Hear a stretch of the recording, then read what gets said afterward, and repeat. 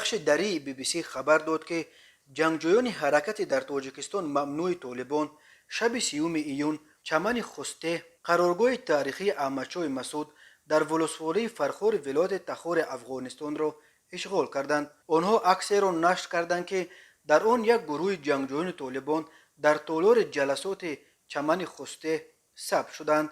گفته می شود جنگجویان بعد اشغال قرارگاه احمدشاه مسعود در این تالار جلسه برگزار کردند. چمن خسته در وقتش قرارگاه شاه سابق افغانستان ظاهرشاه بود.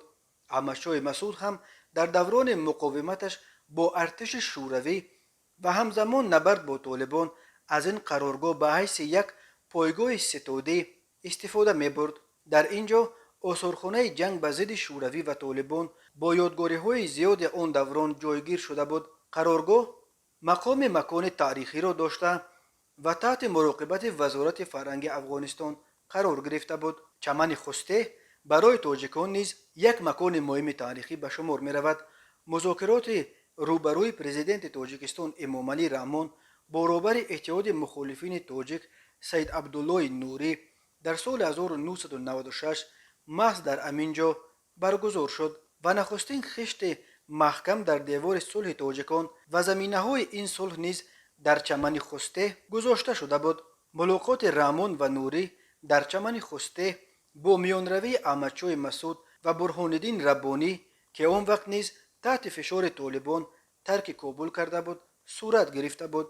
جنبش طالبان ادعا دارد که تا 80% قلمرو افغانستان را علیه تحت نظارت خود درآورده است. جنگجویان طالبان از جمله شب 21 ایون به شیرخان بندر حمله آوردند و علیه صبح 22 ایون بر آن دست یافتند. قشونهای سرحدی تاجیکستان خبر داد که در پی سقوط شیرخان بندر 134 اسکر و افسر نیروهای حکومتی افغانستان با سلاح‌های خود به قلمرو تاجیکستان عقب نشینی کردند. صبح 27 ایون باز 17 نظامی افغان به حمله طالبان در ولسوالی کلدار ولایت بلخ تاب نآورده به طرف ناحیه شهرتاش تاجیکستان عقب نشستند. جانب تاجیکستان در هر دو مورد گفت به دلایل انسانی به نظامی‌های افغان اجازه ورود به قلمرو خود را داد.